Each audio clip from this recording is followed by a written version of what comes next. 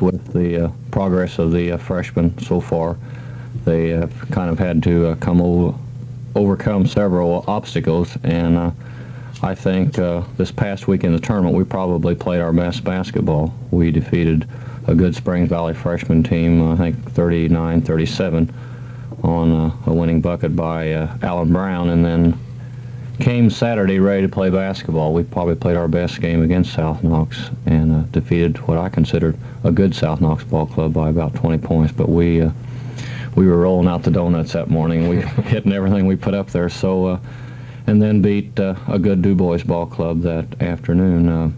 Du Bois had only a couple hours rest before they had to come back and play us, and I'm sure that made a little bit of difference. But nevertheless, our kids played well, and we're quite pleased with them. Okay. You have a rather unique situation here that I think you started out the year with 7 players and lost 1 by injury, is that right? And now you only have 6? Right. Big center, J.R. Doro, broke his wrist the first game against Springs Valley, and we've kind of limped through for several games until he got back. But they've been holding their own. You only play 5 at a time. We finished a few games 4-on-5, and one quarter played better 4-on-5 than we did 5 against 5. So, as I say, they've overcome some obstacles, and I'm really pleased for the kids, kids and their parents. They've done well. One of those games you played shorthand was at Bedford.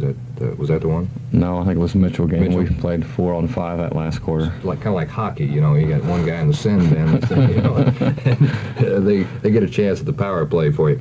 Well, you know, Cabby O'Neill called this morning, and Jack Butcher, he had a question for you. He said back in the late 40s, when the Wildcats were rolling pretty well and won several straight sectionals and got in semi-state several times, he was criticized for not having a football program, and he wanted to know if you'd received any similar criticism. But since Tim can only get 6 freshmen out, that might answer the question right there. I think it would be very interesting for the Lagodi athletes that aspire to be football players to go through the 2-a-day drills in mid-August. I don't know where we get 6 out or not. Would they be any tougher, do you think, than the Jack Butcher basketball drills? In August? We're going to continue our discussion here with our 2 coaches right after we pause for these messages. The Super Sale of the 70s is underway at Home Outfitters in Jasper. And we're back with our guests, Jack Butcher and Tim Nonte. And Jack, the word that everybody tells me the only way to beat the Lions is to jump out on them early. Well, I saw one particular game, in fact, the one that we carried from the Lagodi gym, where Memorial jumped out on you pretty good, 19-6. But that didn't stem the tide, so I mean, you can't get back in a ball game like that playing the slow-down basketball.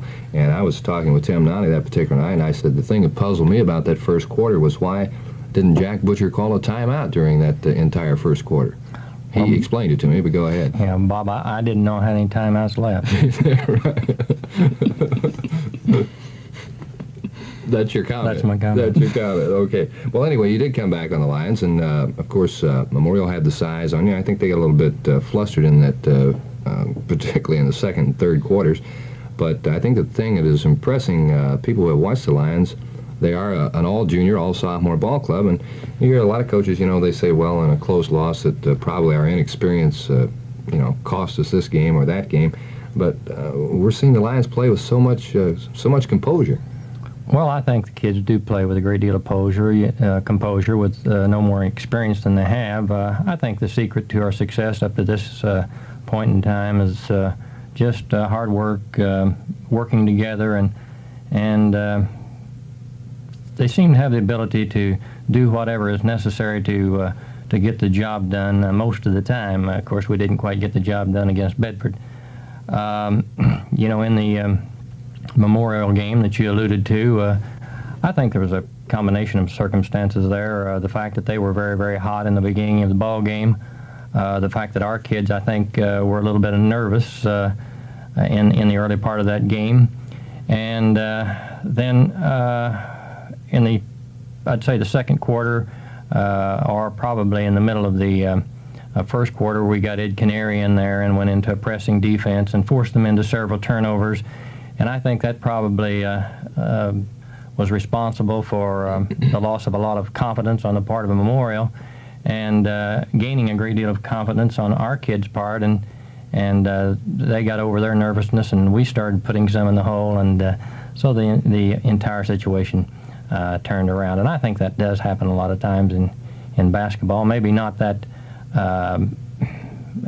wide a margin overcome, but teams will get ahead in the early part of the game. But at the same time, you can see that it's just not going to continue to happen that way. I know that many times I've observed our kids go out and get a very comfortable lead, but you know that the opposition that you're playing is a good, sound basketball team, and before the night's over, you're going to have trouble. And usually those predictions can come true. Mm-hmm.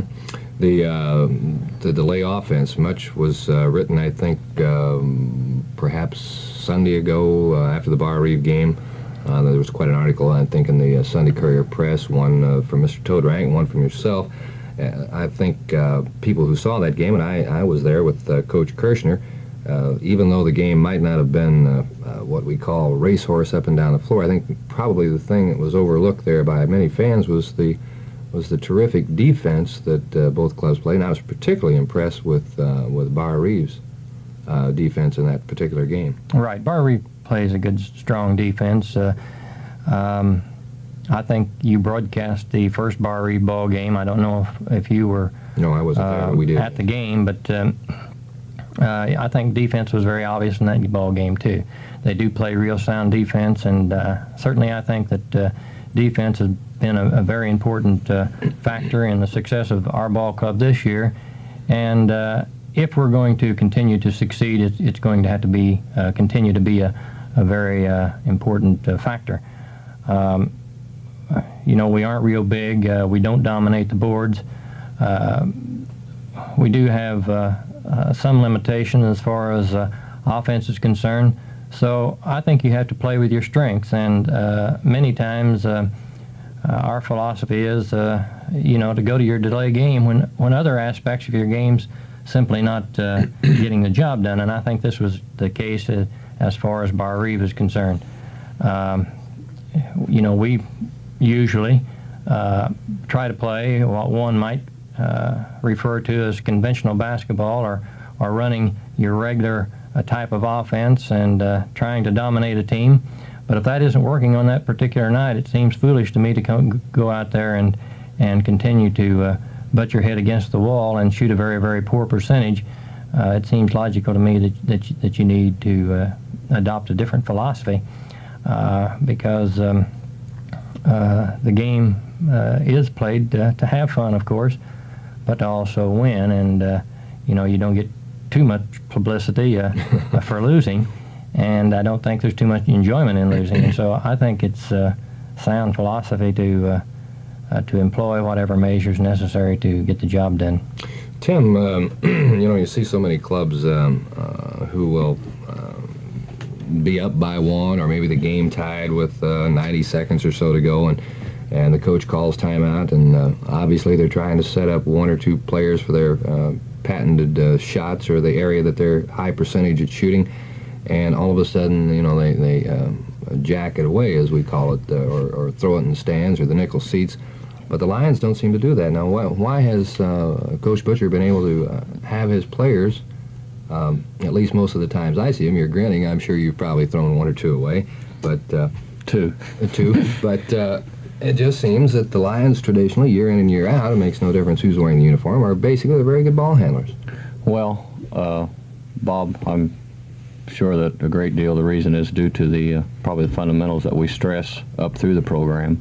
You will, if you go see probably our junior high ball clubs play, you're going to find that their pattern and their style and their philosophy probably the same as our B team and freshmen. So down at that level, we do throw it away, and we call Coach Biggs and Coach Kavanaugh some gray hair. But you know, the kids are used to doing this, and we hope after being exposed to it so long and continuing with these drills, simple little things like learning to stop with a basketball, learning to pivot when you do have problems, learning to check that pass, learning to look in, and probably not to panic with that ball. So, as I say, down at that level, we do throw it away, and hopefully when they do get with us, that they're able to handle it. And I feel like that we do a good job with it. But believe you me, Bob, it's no accident that we don't throw it away. And if we can go back to that Bar Reeve game, and I'm sure there were some fans in there who were not quite aware of why the technical foul was called on the Vikings. As I recall, I think your guys were out near the timeline, and Bar Reeve was sucked pretty well back in toward the lane, and there was a technical call. You might go into that briefly. Tim? Oh, I don't understand the rule, Bob. It doesn't pay to know the rules. If you know the rules, you can't argue. Well, we looked the rule up after the, a day or two after the game was over with, because, it was continued to be a subject of interest. And the rule was a little more explicit than I remembered it. As Mr. Nonte said, or Tim said, that many times you don't read the rule book, because if you do and keep up on it, you have those things fresh in your mind, and then when a referee blows it, it does infuriate you even more than normal. But we did look the rule up, and it says that the team that's behind must make continuous and aggressive action. That's pretty difficult to do at any time. I don't think the referees normally call it that strict, this continuous aggressive action concept. But I think that rule is like so many other rules in the game of basketball. The referees seem to have the ability to, or the prerogative, not the ability, but the prerogative to interpret the rules the way they want to on any given night. You take the charging rule, for example. In my opinion, there's a lot of times there, especially in recent years, when the charging rule is abused, in that players jump out in front of and intentionally try to draw the charging foul. Not only that, they put the old Academy Award to it, and fall back and act as though they've been shot with a maybe a .30 caliber machine gun. And the rule specifically says, that if a boy is trying to draw well, it doesn't state it in that way. It says that if a boy falls down in an attempt to draw a foul, that's a technical. And rarely do you see that called. And I really think that we're doing an injustice in basketball to put that acting into the game, and I think the officials are doing an injustice in allowing it to happen as often and as frequently as it does, and ignoring that rule, the other aspect of the rule, as often as they do. Well, we were talking to one official at halftime, and I forget what game it was, and the issue of slapping the backboard came up. And I understand. Well, that might have been in the Merle game. No, it was Terre Haute South. That was called twice, I think, on the Wilson boy. And then later, this was in a subsequent game that I was referring to, the official, I don't recall whether it was on Jasper or the opposing team, but anyway, somebody did slap the backboard, and the official said the rule has changed this year. If you slap it, you must make it vibrate. So here again, we've got one of those interpretations. While we're on the situation of refereeing, Jack, and Don Bernhardt came out with quite an article, I guess it was last Monday or something, quoting you and Coach John Wessel, both of you whom had lost for the first time the previous Saturday night. And what is the gist of it? I mean, you're obviously upset with a couple of calls at Bedford. Well, essentially, I think probably any number of times throughout the year you're not going to be overly happy with some of the calls, particularly in a close basketball game. And I do feel that in the Bedford game that we got some calls that were highly questionable. And I even went to the point of feeling that it wasn't just one of those things that happens, Obviously, the referees are going to make mistakes now and then, but I think there was some calls in there that, most officials would use, I think, better judgment than what was used on that occasion. We got, I think a total of 5 charging fouls, and I think maybe we might have legitimately charged one time. The Birch boy went up for a jump shot in a critical period of that game, and a boy moved underneath him. And in my opinion, a boy, that's in the air for a jump shot or driving for the basket, for that matter, has a right to come down. And that situation, they chose to look at it a different way.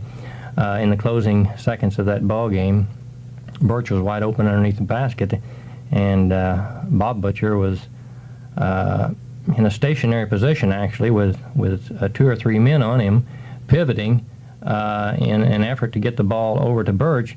And some unknown, at least as unknown to me, and most of our fans who were sitting right underneath the basket where this occurred, they called charging on Bob, and that was rather strange officiating. And another strange thing about that was that Bedford only got 1 foul in the entire second half. So, that can happen, but it's unusual that it happens when the opposing team, the Lagodi Lions in this case, is maintaining possession of the ball, and the other team, Bedford in this case, is playing rather aggressively and trying to get the ball. Mm-hmm.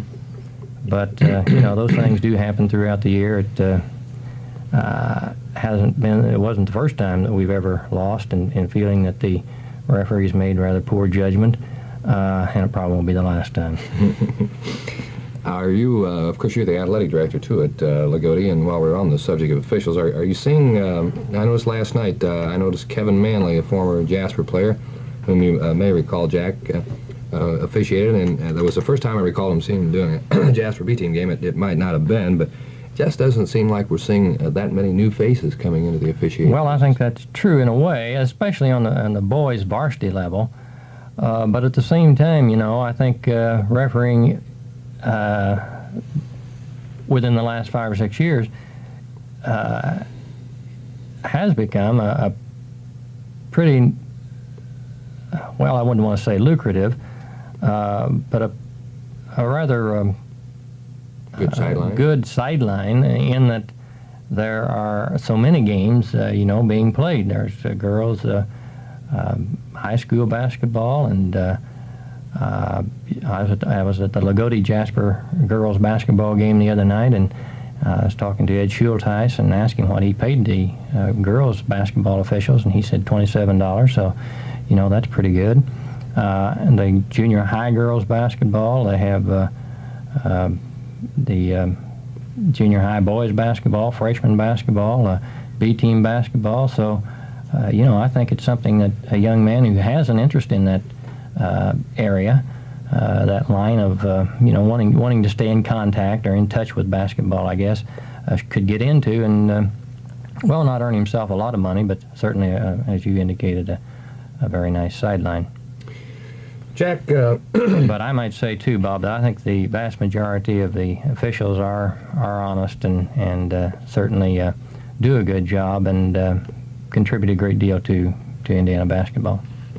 There was another article, as I mentioned before we went on the air, Jack. You must have hired a Madison Avenue ad agency to handle all your press contacts here in the last few days. There was an article, I think, in the morning Evansville Courier the other day that you and, or at least John Jameson, I guess, from down that area, had in the Evansville area, had approached you on putting together some sort of a poster on the correct form of a jump shot, and they had a picture of it in the paper. I skimmed over that article just briefly, and you might... well, I didn't get to read the article. That was one of the... that was Friday, I believe, and I think, that was the day of the ice storm, and I'm not sure that the dog sleds and the snowmobiles made it to Lagodi with the Evansville paper. But John came up with the idea of a jump shot poster, and I thought it was a very good idea. And I based that opinion on a couple of things. I felt a few years ago that maybe our coaching philosophy was not consistent all the way down through the grades in teaching proper shooting techniques. And after the 1977 season, I believe, the year that Dave Strange and Mike Wagner were seniors. Tim and I got our video tape equipment out one evening and brought Dave and brought Mike in and made some critical evaluations on some of the things that they were doing that made them successful, so that maybe we could identify some of those areas and hopefully translate those techniques to our younger players. And we did come up with a couple of things, I think, that were that we had been overlooking, and we have tried to incorporate that in our shooting techniques and shooting philosophy, and we incorporated some of those ideas in the jump shot poster. Another reason I thought it was a good idea is because many times I found myself seeing real good shooting forms or good release, say in the various news media, where it be papers or magazines, cutting those things out, putting them in a file, pasting them on the door of the dressing room or on the walls of the dressing room area, the hallways, hoping that some of our players could look at these and see what good shooting techniques were like, and maybe emulate or copy, if you will, the techniques of good shooters. And yet you find yourself cutting some of those things out, and they aren't very attractive. And by making a composite, as this jump shot poster does, I think it could be very meaningful in having something there in the hallway that you could refer to and the players could refer to. And I think it could be very, very meaningful, not only to coaches, but to parents, I think, that have ambition of their sons to become good basketball players.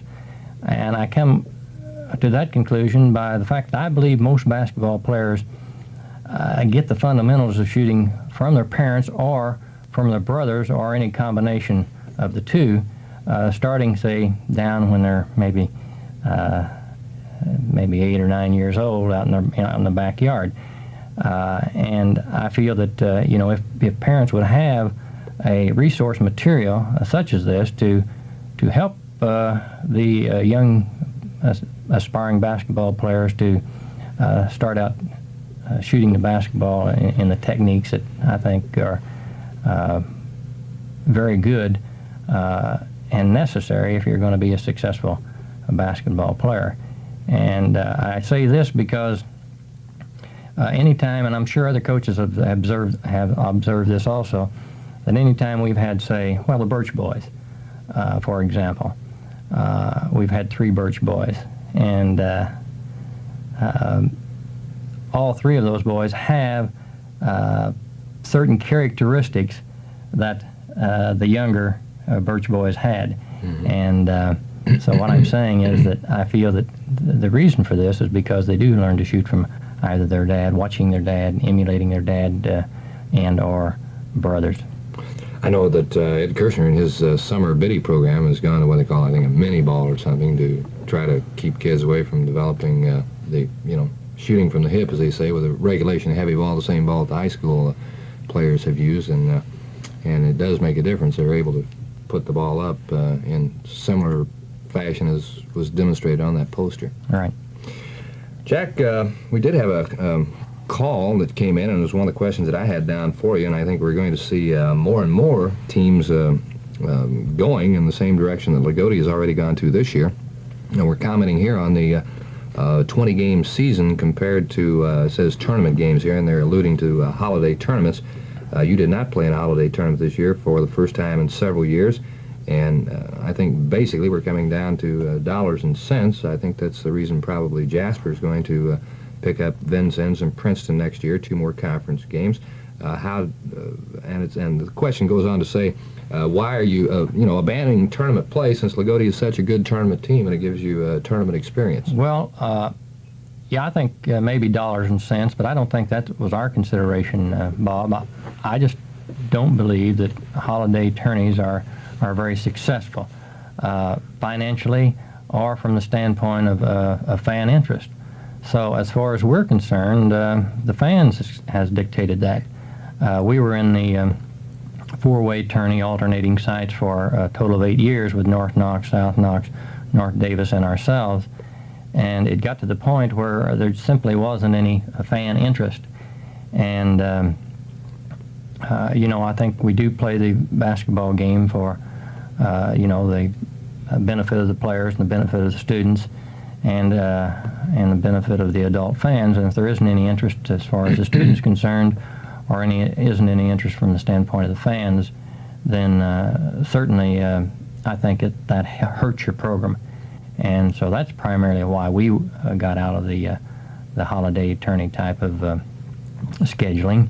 I believe that, if the fans had the interest in holiday tourneys, that Jasper would in fact continue participating in those tourneys as well as Lagodi or anybody else. Mm-hmm. So I think it's fan interest as much as money, and of course I guess maybe they go hand in hand. They go hand in hand, right. Of course, on the other side of the coin, such as the tournament, the Frost tournament of Tim Nonte, and those tournaments are definitely necessary in a JV and a freshman program, simply because they're not going to be playing in the sectional. At least most of them aren't. Right. Plus, again, it gives them something to shoot for in your season. Like, we talk about, early part of practice at the blue chip tournament is one of the things that we're shooting for, or a conference, since we don't obviously get to enter a sectional, and it gives them a little bit of tourney experience. The idea that you've got to, maybe go 2 games in one day, things of this nature. Jack, you were mentioning, and I was mentioning it rather tongue-in-cheek the other day, or a few moments ago, rather, but I did have a note down here, particularly in the 1970 and 75 years, and basically since I've been in this particular area, I think basketball has brought untold amount of publicity to the community of Lagodi, probably coverage and recognition that if you went out to buy it, it would be astronomical in cost. Well, I think that's true, and I think it's good for the community and good for the school. Not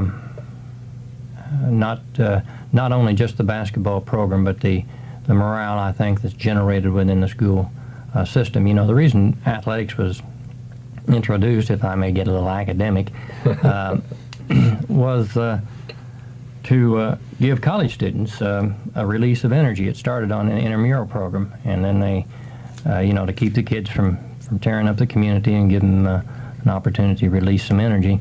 And then it progressed to the high school level, and then from there into the grade school level.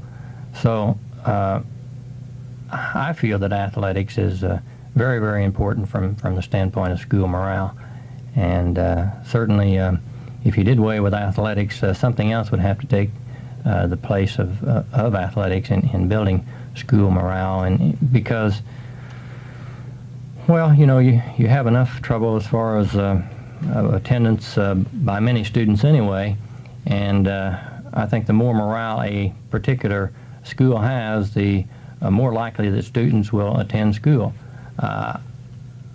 Some time back, a very good friend of mine and an important person within our school system alluded to the fact that, well, it's just play. But I don't believe athletics is just play. If it's just play, then I think I've wasted about 22 years of my life. I think it does teach many things that you can't receive in any other facet of education. And that goes beyond just the particular individuals participating in the sport, and I think that's true for not just the individuals that get to play the majority of the time. I feel that the individual that's sitting on that bench, and even though it does become very, very hard sometimes, can receive as much from basketball as the so-called superstars. And some of the first people that come back to our program, say during practice session or during the holidays, are the student managers who contribute to our program, and some of the substitutes. So that's evidence to me that the program is much more meaningful than just play, and that we are contributing a great deal to the educational system and the community beyond just, throwing a round sphere at as I think somebody said, a fishnet or something hanging below it. In looking over your schedule, Jack, for a school of your size, you're playing Mater Dei, Memorial, Bedford North Lawrence, Bloomington North, Bloomington South, which, if you don't mind my saying so, in football jargon anyway, would be Class AAA. Certainly large schools. Of course, Mater Dei Memorial, not all that big enrollment, but certainly bigger than Lagodi. And I think you made the comment that maybe you might be overscheduling a little bit. It is ambitious. Well, yeah, I think sometimes maybe I'm, in recent years, become a masochist or something, but, we did enter the Columbus Classic. But I feel that as long as you can compete on these levels in a respectable way, that you are building your basketball team for sectional and tournament competition. And especially since 1970 and 1975, the fans at Lagodi are very, very ambitious, and they are certainly anxious to return to some of those arenas that we enjoyed playing in during those years. And I think building a strong schedule can contribute to that. On the other hand, I think possibly you can get yourself overscheduled so that it might be a detriment to your program across to him as the year progresses, and he can once again contribute to the team from the standpoint of offense. He's a super defensive player, and certainly will give you 100% anytime he's out there on the floor. The other starter now, most of the time, is Bob Butcher. He's a sophomore, and he too is my son. We feel that he has a lot of potential. Certainly, he's going to continue to get stronger, and he's going to continue to get more and more confidence, and we feel that as the years progress, he's going to be a real fine offensive as well as defensive player. Right now, I think he's, or at least in the early part of the year, he was sort of just holding back a little bit and letting some of the older and a little more experienced players do most of the work and assume most of the responsibility, but I believe he's gradually assuming more and more responsibility out there and is going to continue to be a real fine player. Mark Taylor is another junior. He's a guard, and Mark does a good job for us coming off the bench, and I think particularly again in the area of defense. We give a defensive award, and Mark received that award in the Bar Reeve game, the first Bar Reeve game, and I think another time in the 11 games that we played, or 12 games that we played. And so I don't feel that we lose a great deal by bringing Mark off the bench because he doesn't go out there with the idea of throwing the ball up there and just go out there with the idea of scoring. He realized there is other contributions that he can make to the basketball team in the area of defense and the area of assist, and he's won our assist award a time or two also.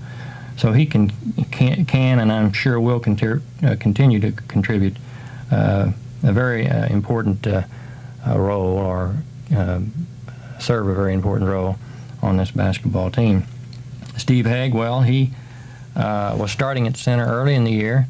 He's about 6'6", and I really feel that Steve has the physical ability to play the game of basketball. Now, he does get nervous, and he doesn't sort of mesh the mental aspect of the game with the physical aspect, but we're in hopes that will come along. I think many times taller players do have more of a problem in that respect. I think a thing that has been a problem for Steve is that he didn't come out in the 5th, 6th, 7th, and 8th grade.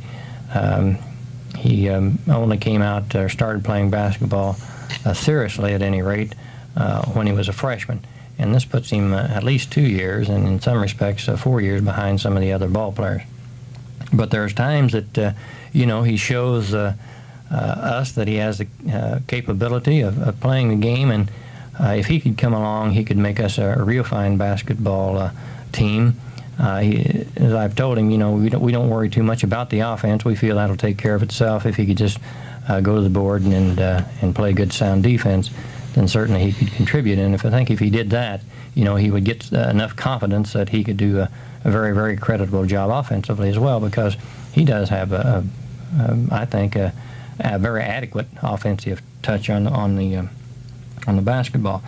Now, another boy that I would like to use more on the varsity than I do is Mike Acton. Now, Mike plays most of his quarters on the B team, and we do try to save him a quarter, for the varsity. And sometimes, you say you'd like to play him more. Why don't you use him for that quarter? Well, it becomes very, very difficult. You've saved a boy from the B team a quarter.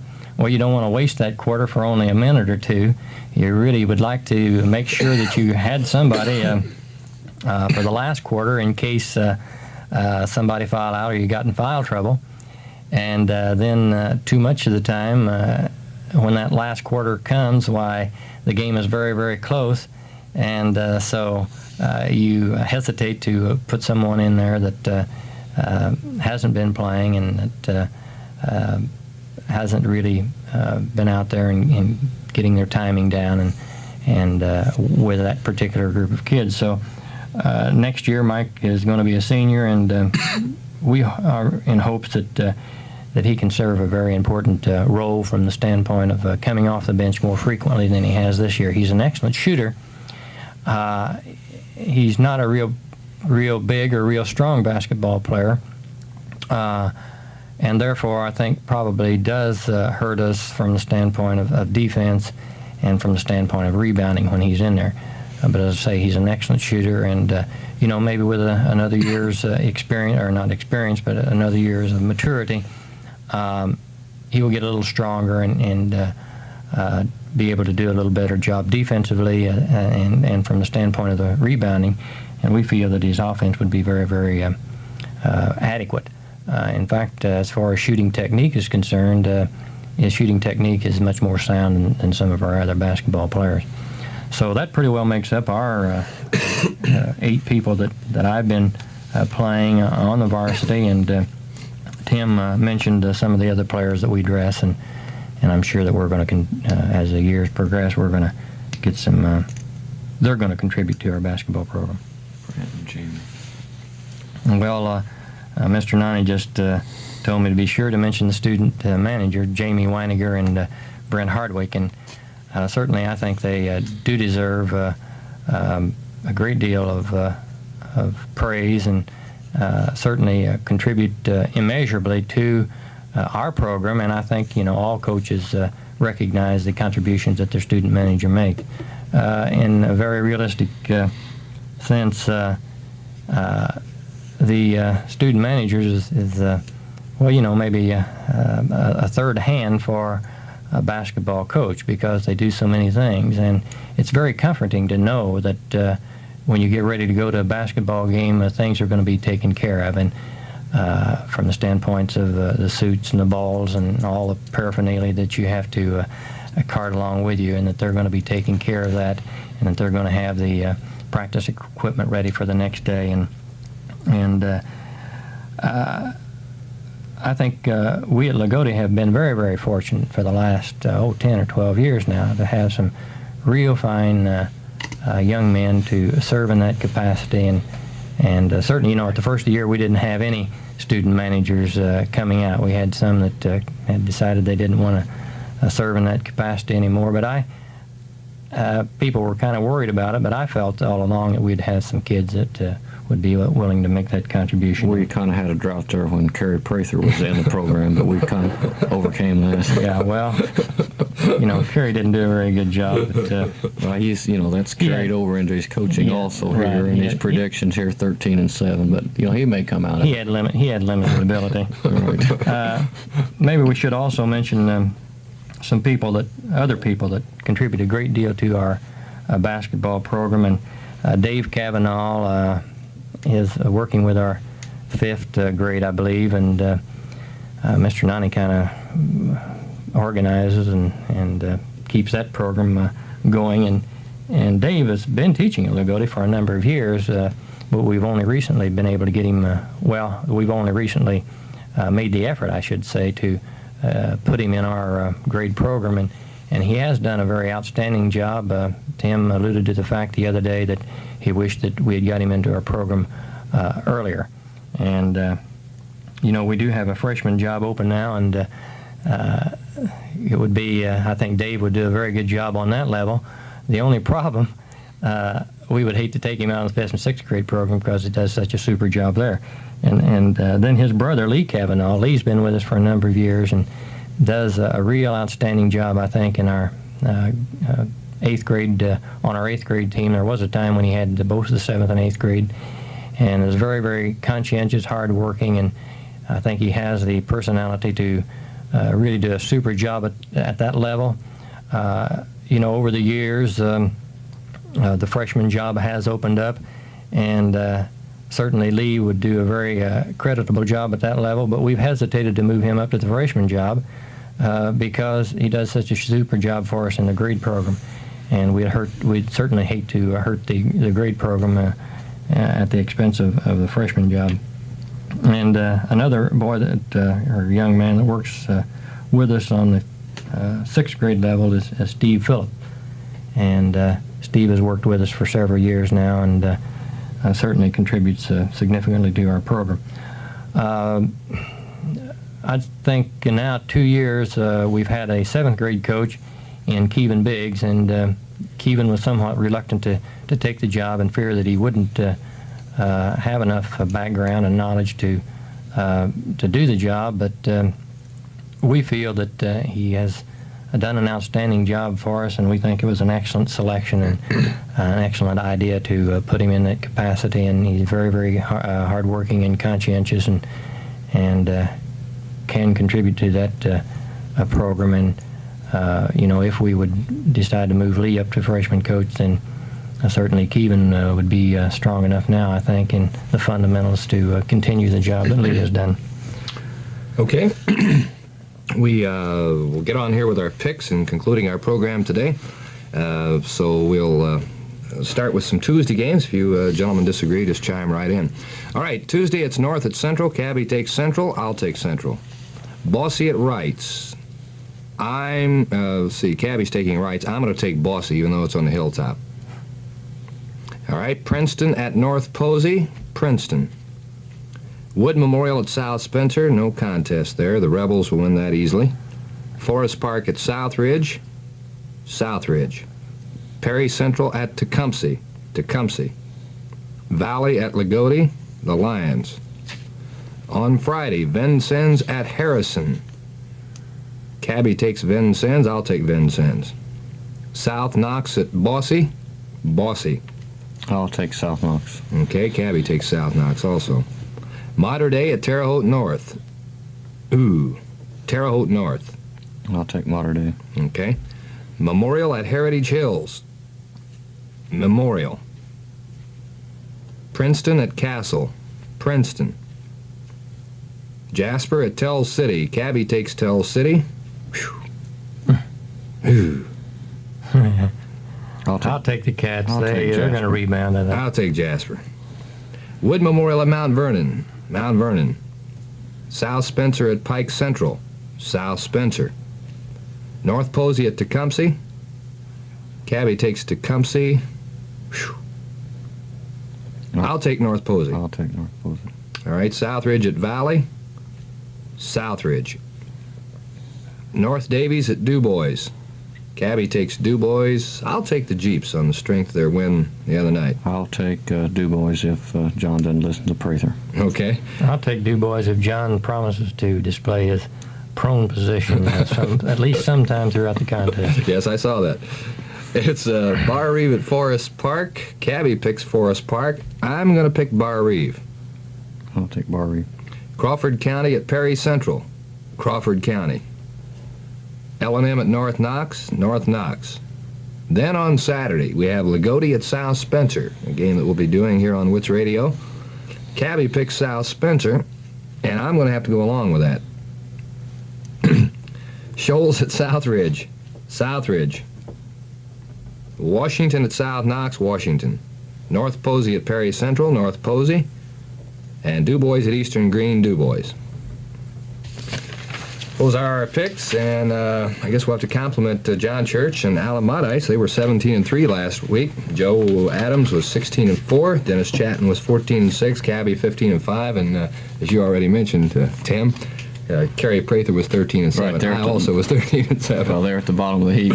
Right, we're having our troubles this year, that's for sure. Next Sunday now, we're going to be having 2 guests on our program. And that's going to be Burke Scott of Heritage Hills and Mike Hall of North Davies. I want to thank coaches Tim Nonte and Jack Butcher for being our guests today. Continued success, and Jack, you got a toughie coming up Saturday night.